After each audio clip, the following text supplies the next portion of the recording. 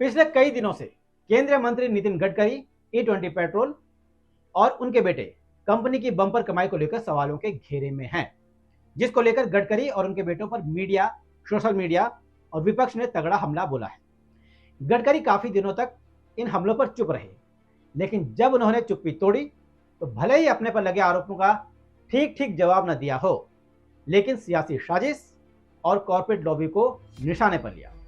आखिर गडकरी के नेताओं की आंखों में खटक रहे हैं और कौन है जो गडकरी को फंसा रहा है और क्यों, और किन बिजनेसमैन की तरफ उनका इशारा है, और ये बिजनेसमैन क्यों गडकरी के पीछे पड़े हैं, क्यों उनको बदनाम करने के लिए एक प्रोपेगेंडा चला रहे हैं, ये बताएंगे।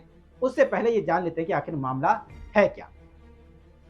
पिछले 6-7 सालों में गडकरी कई बार दावा कर चुके हैं कि पेट्रोल की कीमत को वो 50 रुपए तक ला जाएंगे। कभी उन्होंने कहा कि 40 रुपए तक ला जाएंगे। यहां तक कि 2023 में तो उन्होंने ये तक दावा कर दिया कि 15 रुपए तक पेट्रोल की कीमत को ला जाएंगे। तो 15 रुपए लीटर पेट्रोल का भाव होगा।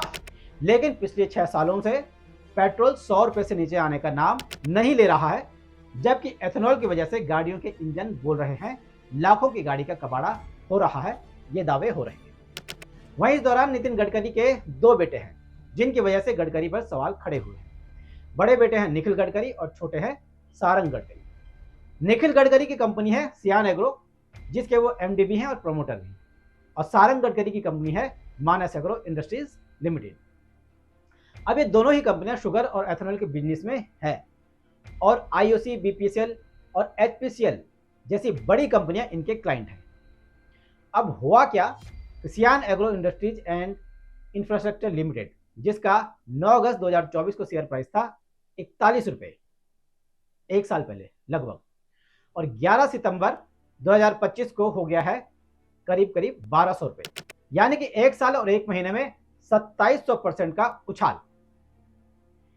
अगर आप एक साल पहले इन कंपनियों में 3,70,000 रुपए के सियान एग्रो इंडस्ट्रीज के शेयर खरीदते तो आज आप करोड़पति बन जाते। वहीं इस कंपनी का मार्केट कैप एक साल पहले 100 करोड़ था, आज वो सीधे 3200 करोड़ से ऊपर पहुंच गया है। अब छोटे बेटे की कंपनी का हिसाब देख लो। FY21 में मानस एग्रो का रेवेन्यू था 590 करोड़, और सिर्फ 2 साल बाद FY23 में रेवेन्यू हो गया 2690 करोड़, जिसके बाद तमाम सोशल मीडिया पर सवाल उठे और कांग्रेस ने भी आरोप लगाए, और उन्होंने आरोप लगाया कि नितिन गडकरी के बेटों की कंपनियां सियान एग्रो और मानस एग्रो एथेनॉल प्रोड्यूस करती हैं, और इनके पिता इनके लिए पॉलिसी बना रहे हैं, और ये बेटे उस पॉलिसी से पैसा कमा रहे हैं। सियान एग्रो इंडस्ट्रीज इंफ्रास्ट्रक्चर लिमिटेड, ये एक प्रमुख वो एथेनॉल आपूर्ति करता है, सप्लाई एथेनॉल, और सारंग गडकरी की है मानस एग्रो इंडस्ट्रीज, ये दोनों, ये उसमें डायरेक्टर हैं, ये भी एथेनॉल का ही व्यवसाय करते हैं। इससे ज्यादा मैं क्या बोलूं, आप खुद समझ गए। पिता नीतियां बना रहे हैं, पुत्र पैसा बना रहे हैं उन नीतियों के आधार पर। पुत्र से भी ज्यादा ताऊजी और भतीजे ज्यादा सही है, क्योंकि कई भतीजे हैं, जैसा मैंने आपको बताया।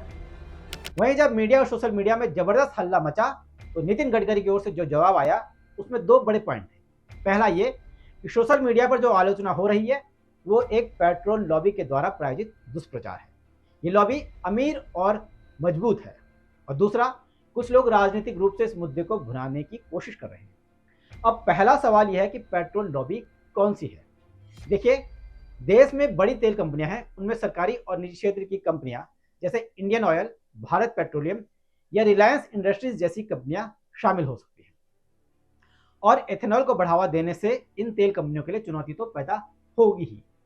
इसके अलावा ऑटोमोबाइल उद्योग से जुड़ी वो कंपनियां जो पारंपरिक इंजन बनाती हैं, तो उनका कारोबार भी, इस नीति से उनके कारोबार पर भी असर पड़ सकता है। तो अंदाजा लगाया जा सकता है कि कौन कौन से लोग E20 के खिलाफ हैं। अब दूसरा सवाल पॉलिटिकल है कि गडकरी और उनके बेटों पर सवाल उठाकर किसके राजनीतिक हित पूरे होते हैं। इसमें 2 चीजें हैं। पहला, कई राजनीतिक समूह जिनके कारोबार प्रत्यक्ष या अप्रत्यक्ष रूप से पेट्रोल और ऑटोमोबाइल से जुड़े हैं, E20 से उनके कारोबार प्रभावित हो सकते हैं, इसलिए वो पॉलिटिकल लोग इस तरह की मुहिम चला सकते हैं। दूसरा, पार्टी में गडकरी एक ऐसे नेता हैं जो भविष्य की संभावनाओं पर फिट बैठते हैं, जैसे अगले पीएम, अध्यक्ष या कुछ बड़े पद के लिए।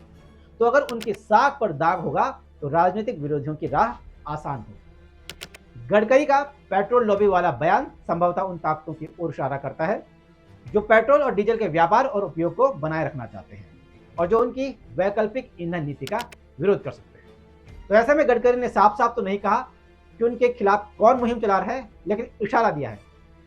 अब देखना है कि गडकरी इस लॉबी को कैसे तोड़ते हैं। क्या सिर्फ इसी तरह के बयानबाजी से अपना पक्ष रखते हैं या फिर इनके खिलाफ कोई बड़ा एक्शन लेते हैं, क्योंकि मामला अब बढ़ चुका है, सोशल मीडिया पर आ चुका है और गडकरी ने उन तमाम आरोपों का जवाब अभी तक नहीं दिया है कि कैसे उनकी बेटियों की कंपनियां इतनी जल्दी ग्रोथ कर गई एक साल में और कैसे उनकी जो दावे थे E20 के बाद पेट्रोल इतना सस्ता हो जाएगा, अभी तक हुआ क्यों नहीं। तो बड़े सवाल हैं जो गडकरी को सवालों के घेरे में अभी भी फंसाए रखते हैं, क्योंकि गडकरी ने अभी क्लियर जवाब नहीं दिया है। बहरहाल आने वाले वक्त में ये मामला E20 का और क्या गुल खुलाता है, ये भी देखना बाकी होगा। नमस्कार।